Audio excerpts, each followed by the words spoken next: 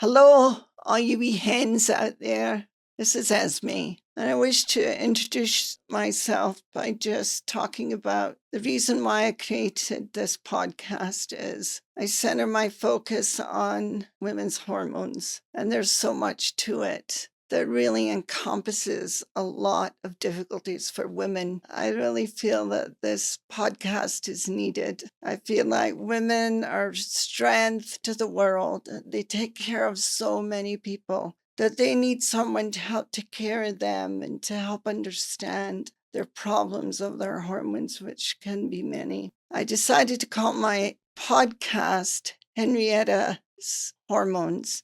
Henrietta is the name of my little hen. And in Scotland and up to Glasgow, I don't know about any further from Glasgow in Scotland, they address people that they don't know as hens. And we go, "Hi, wee hen, how's your day going?" And if they have a minute, they chat about the weather or the price of butter or whatever else is giving them grief, like the screeching of the gulls above your head. You can hardly think. But I remember one time I was in Scotland and it was raining. What a surprise. And I had taken my friend's dog for a walk. And we were walking on this little path, and this wee man came along on his bike. And he was just pedaling as fast as he could, and the wind was blowing. And the rain was beating on his head, and he had his head down, and he was looking at me, and he said as he went by, "Hiya, hen, feckin' weather, it's still winter." And this was the middle of the year. This was not winter, but it was still winter. And I just really chuckled to myself, you've got to have a sense of humor to be Scottish. And then when he laughed, I got thinking, that was kind of a bad word that he was saying. But yeah, it was kind of like in a cheeky sense, like he could get away with it, I should say. So my friends call me a right yank, and they tell me all's forgiven and I should come back. And I always smile at that because my heart is for sure here where I live, but also where I grew up. And many romantic stories have been done, and many heartbreaks, many battles. In fact, put a wee poem together just for this podcast, and I hope I can remember it. It goes something like this. Scotland, it's green, it's lush, it has such beauty. The rolling hills, there are plenty, and stand to testify of many who fought for their country. Castles stand aloft and dot the land like confetti, hearing grandeur stories of the glories of battles for freedom that have passed us by. Mysteries are many, and they move amongst the Scots throughout their days. Men dressed in their kilts to present their clans where'er they went, to hear the skirl of the bagpipes throughout the land. But the mystery is not from Scotland that I wish to talk about. The mystery is not about men. The mystery is about women and their hormones and how little has been said or helped. I remember my very, very first surgery that I went through was a woman who had many cysts on her ovaries, and they cleared out the cysts so that she could be fertile and be helped. And I remember the hospital where I trained at was in Thomas's Hospital, and they were the actual first people to do IVF. And that is something that I'm still around, and I don't do IVF. I try to help the infertility. I've never seen such a generation of 20-year-olds that are struggling to have children when they want to have children.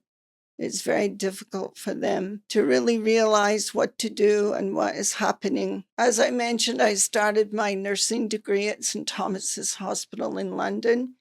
And then my final destination was the University of Utah to get my family nurse practitioner.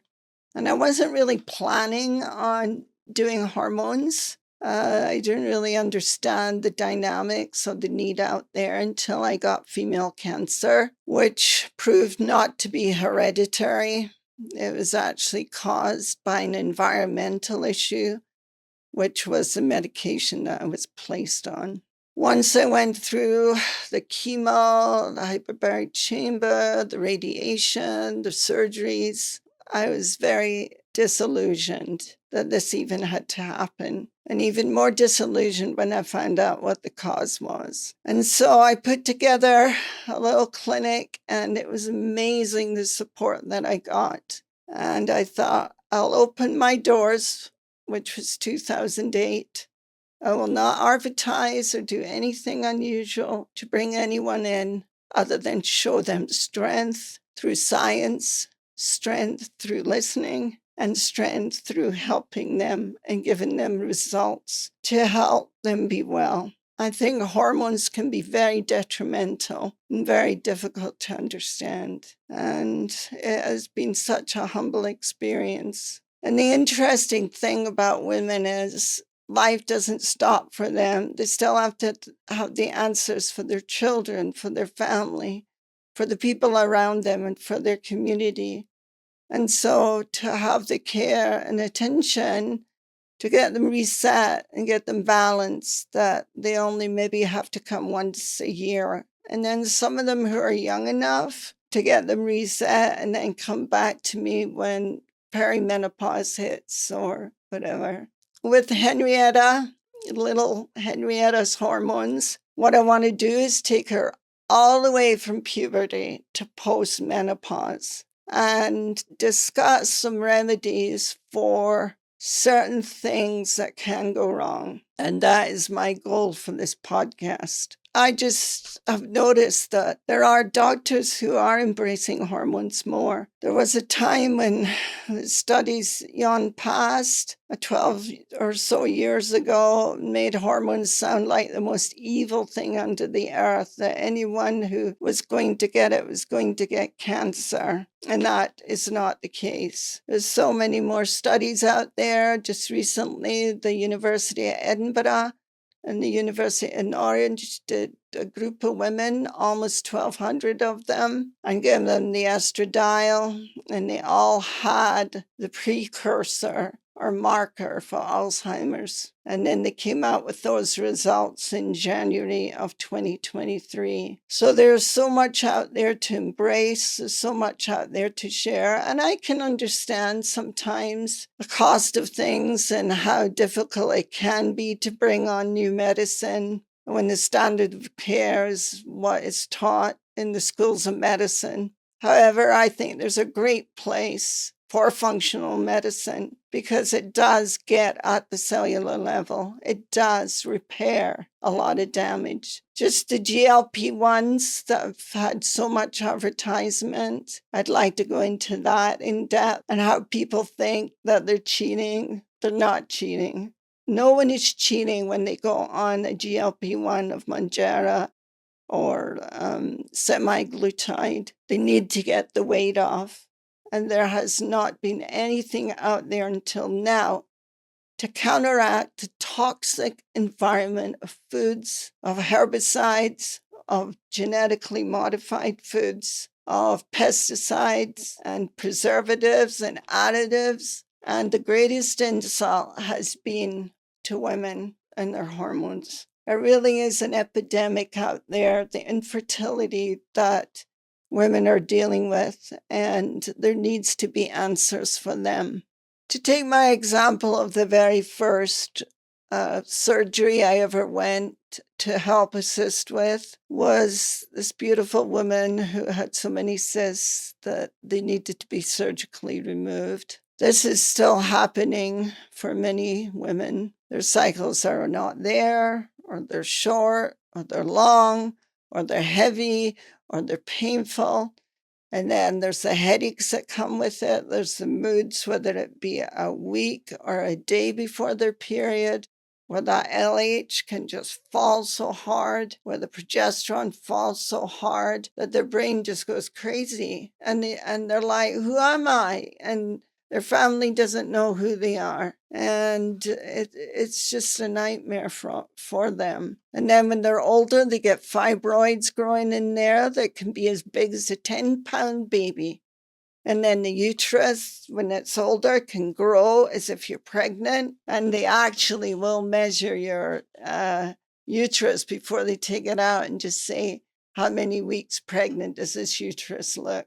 I mean, I don't think there's one gentleman on this earth that would put up with many of the things that women have put up with, because they don't understand what it's like to have all these variations and all these difficulties. And then there's some women that endometriosis is the most misunderstood female difficulty that women endure that hasn't been researched much. But endometriosis is just like having fire and pain throughout the lining of the uterus. And it can even go deep into the muscle. And some women have to have their uterus removed to even deal with the suffering that they get every month. And so we're needed. I think people like us are needed. And let me tell you, I get a lot of pushback from many people that know I'm doing that because they don't understand it.